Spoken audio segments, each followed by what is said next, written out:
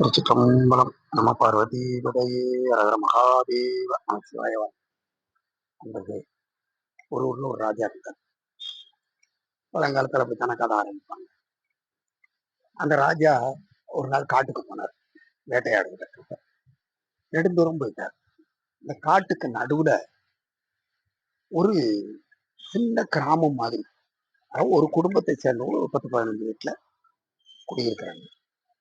அங்க போறதுக்கு பாதை வசதிகள் சரி கிடையாது, தண்ணி சரியான தண்ணி வசதி கிடையாது, மின்சாரம் துப்புரவா கிடையாது, எந்த வசதியும் இல்லாமல் வாழ்கின்ற ஒரு பகுதி. அந்த பகுதிக்கு வேட்டையாட போன ராஜா தன் கூட வந்த பரிவாரங்களை எல்லாம் வழி தவற விட்டுவிட்டு இவர் தனியா போயிட்டார். தாகம், பசி, என்ன பண்ணார், சுத்தி பார்த்தார். தூரத்துல ஒரு 10-15 வீடு தெரியுது. இவர் அதுல ஒரு வீட்டுக்குள்ள போனார். வீட்டுக்குள்ள போய், ஐயா தாகமா இருக்குது, பசியா இருக்குது, கொஞ்சம் குடிக்கிறதுக்கு ஏதாவது கொடுங்க. இவங்க நல்லா சாப்பாடு போட்டு, சாப்பாடுன்னு எப்படி காட்டுல என்ன அப்பளம் வடை பாயாசத்தோடைய சாப்பாடு சாப்பிட முடியும்? பல வர்க்கங்களை சாப்பாடா கொடுத்து பசியாற்றி பால் கொடுத்து விட்டாங்க. ஏன்னா காட்டுல பால் கிடைக்கிறது ஓரளவுக்கு பரவாயில்லன்னு இருக்கும். நான் ஆடு நிற்கணும், மாடு நிற்கும், சரி பாலுல ஏதோ ஒண்ணு கொடுத்து சரி பண்ணாங்கன்னு வச்சுங்க. ஏன்னா காட்டு வயசுல என்ன கிடைக்குதோ அதை கொடுத்து தாளசாமி பண்ணாங்க. ராஜா சந்தோஷமா ஊருக்கு வந்துட்டார். வந்த உடனே மறுநாள் அவருக்கு அந்த நன்றி உணர்வு மனசுக்குள்ள இருந்தது. நம்ம பசியால தாகத்தால துடிக்கிற நேரத்துல நமக்கு தாகசாந்தி செய்தான ஒருத்தன், அவனுக்கு நம்ம ஏதாவது திருப்பி ஏதாவது செய்யணும். ஏன்னா நன்றி மறப்பது நன்றென்றும் திருவள்ளுவர் தேவனார் சொல்லியிருக்கிறார். அதனால அந்த நன்றிக்கு ஏதாவது நம்ம திருப்பி செய்யணுமே அப்படின்னு சொல்லிட்டு ராஜா என்ன பண்றாரு, தன்னுடைய படை சேவகர்களை அனுப்பி அவனை கூப்பிட்டுவான அனுப்பினார். படை சேவகர்கள் அந்த இடத்த கண்டுபிடிச்சு அவங்க வீட்டுக்கு முன்னாடி வந்து நிக்கிறாங்க. அப்ப பக்கத்துல உள்ளவங்க எல்லாம், என்ன இது ராஜா வீட்டு ஆட்கள் மாதிரி தெரியுது, அரசாங்க பணியாளர்கள் மாதிரி இருக்காங்க, இதுக்காக வந்திருக்காங்க என்ன ஏதுன்னு கேட்கும்போது ராஜா ஒன்னும் குற்றம் சொன்னார்.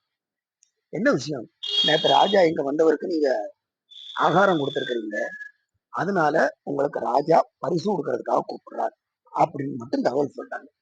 உடனே இவங்க என்ன நினைச்சாங்க, பரிசுனா ஏதாவது நம்ம நிறைய கேட்கலாம், சுற்றி இருக்கிறவங்க ஒவ்வொருத்தரும் ஒன்னொன்னு சொல்றாங்க. எப்பவுமே அப்படித்தானே, நமக்கு ஒரு இதை ஒரு காரணத்தை சொல்றதுக்கு நிறைய பேர் வந்துருவாங்க. அப்படி செஞ்சிருக்கலாமே, இப்படி செஞ்சிருக்கலாமே அப்படின்னு சொல்லி நிறைய பேர் சொல்லுவாங்க. அதே போல இவருக்கும் அதை கேட்டு வாங்கி இதை கேட்டு வாங்க, நிறைய பொண்ணும் பொருளும் கேளு, நிலபுலன்கள் நிறைய கேளு அப்படின்னு எல்லாம் சொன்னாங்க. இவன் அத்தனையும் கேட்டுக்கிட்டே இருந்துட்டு இவனுக்கு மனசுக்குள்ள என்னப்பா, நாம இருக்கிற பகுதி நல்லா இருக்கணும், இவங்களுக்கு எந்த குறையும் இல்லாம இருக்கணும், நாமும் நம் சுற்றத்தாரும் நல்லா இருக்கணும்னு நினைச்சான். அதனால இவன் என்ன பண்ணா, நேரா ராஜாட்ட போனான். போய் ராஜாவை வணங்கி நின்னா. ராஜா சொன்னார், எப்பா நேற்று எனக்கு பசியா இருக்கணும், எனக்கு தாகசாந்தி பண்ண, சிரம பரிகாரம் பண்ணு, அதனால உனக்கு நான் ஏதாவது செய்யணும்னு நினைக்கிறேன், உனக்கு என்ன வேணும்னு கேளு.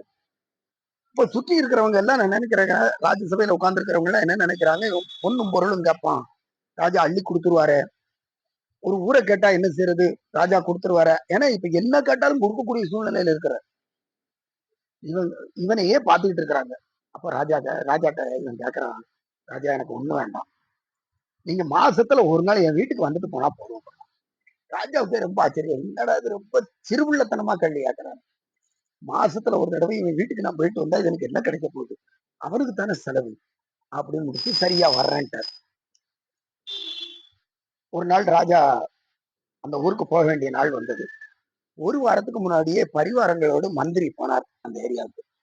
போய் ராஜா வருவதற்கு அந்த இடம் தகுதியானதா இருக்குதா, ஏன்னா ஒரு நாட்டினுடைய முதலமைச்சர் வந்து ஒரு கூட்டத்துல பேசுறாரு அப்படின்னா அதுக்குரிய பரிவாரங்கள் எல்லாம், அரசு அதிகாரிகள் எல்லாம் போய் அதை சரி பார்க்கறாங்க. ஒரு கட்சி தலைவர் வந்து பேசுறாருன்னா மாவட்ட தலைவரும் செயலாளரும் போய் அந்த மேடையெல்லாம் சரியா இருக்குதான்னு பாக்குறாங்க. அதே போல ஒரு ராஜா வரும்போது பரிவாரங்கள் எல்லாம் போய் பாக்குறாங்க, ராஜா வருவதற்கு தகுதியானதா இருக்கா, ரோடு சரியில்லையா, ரோட போடும். இரவோடு இரவு ரோடு போட்டு முடிச்சாச்சு. ராஜா வந்தாருன்னா இங்க தங்குவதற்கு இடம் சரியில்லை, சின்ன குடிசையா இருக்குது, அவர் தங்குவதற்கு தகுந்த மாதிரி சகல வசதியோட இடம் வேணும், எல்லாம் செய்யிட்டாங்க. ஒரு வாரத்துக்குள்ள அந்த இடமே வித்தியாசமா மாறி போச்சு. கூரை வீடு மாடி வீடு ஆகுது, அந்த இடத்துக்கு தண்ணி கிடைச்சது, மின்சாரம் கிடைச்சது, ரோடு கிடைச்சது, எல்லாம் கிடைச்சது. ராஜா வந்தார், ஒரு நாள் இருந்தார், தங்கினார், போயிட்டார். அடுத்த மாசம் வர்றார். வரும்போது இதெல்லாம் பராமரிக்கப்படுகிறது. அப்போ அந்த ஏரியாவே வளமானதாகி. இதே போலதான் நம்முடைய உள்ளமும் இருக்குது. இந்த உள்ளத்துல இறைவனை குடிகொள்ள வர செய்யணும்னா, இறைவனை நீ வந்து என்னுடைய உள்ளத்துல இருந்துக்க சாமி அப்படின்னு நம்ம சொல்லிட்டேன்னு வச்சுங்களேன், மற்ற எல்லா சம்பத்துக்களும் நம்மளை தேடி வரும். எல்லாம் நமக்கு கிடைக்கும். இன்பம் இல்லாமல் இன்பத்தோடு துன்பம் இல்லாத வாழ்வு பண்ணலாம். ஆகவே இன்பமே எந்நாளும் துன்பம் இல்லை என்ற அப்பர் சுவாமிகள் வாக்கிற்கிணங்க கந்தபுராணத்துல பானுகோபனை வென்ற வீரபாகுதேவற்ற சாமி கேட்கிறாரு, முருகப்பெருமான் எப்போ உனக்கு என்ன வேணும்? கோல நெடிய நிதிபதி வாழ்க்கையும் குறியேன், மேலே இந்திரன் அரசை கனவிலும் வைக்கேன், மாலையன் பெறும் பதத்தையும் பொருளென மதியேன், சால நுண் பதத்து அன்பையே வேண்டு வந்தார். எனக்கு வேற ஒண்ணும் வேண்டாம் சாமி, உனக்கு கும்பிட்டுட்டு இருந்தா போதும். குபேர வாழ்க்கை எனக்கு வேண்டாம், இந்திர சம்பத்து வேண்டாம், மால் அயன் அந்த பதவியும் வேண்டாம், உனக்கு கும்பிட்டுட்டு இருந்தா போதும். சேக்கலார் பெருமான் திருக்கூட்ட சிறப்புல சொல்லும் பொழுது என்ன சொல்றார்? கூடும் அன்பினில் கும்பிடலே அன்றி வீடும் வேண்டா விரலில் வழங்கினார். முத்தி பேரு கூட உன்னை கும்பிட்டுட்டு இருக்கிறதுக்கு அப்புறம் தான், அந்த கும்பிட்டாலே போதும் அப்படின்னு சொல்லி சாமிட்ட வேண்டாங்க. அதே வேண்டுதலை தான் இந்த அரசன் இடத்துல இவன் வச்சான். சாமி நீ ஒரு நாள் வந்துட்டு போனா போதும் அப்படின்னு. ஆகவே நாம் இறைவனை நம்முடைய உள்ளத்திலே குடிகொள்வதற்கு அழைப்போம். அந்த இறைவன் நம்முடைய உள்ளத்திலே குடிகொள்ள தயாராக இருக்கிறான். நாம் அவனை அழைப்போம், நல்வாழ்வு பெறுவோம். திருச்சிற்றம்பலம். எல்லா நலத்துடனும் வாழ அன்னை கோமதி எம்பிய சமேத சங்கலிங்க பருவனின் பொன்னார் திருவடிகளை வணங்கி மகிழ்ந்து நம பார்வதி பதையே ரகர மகாதேவ நமச்சிவாய வாழ்க.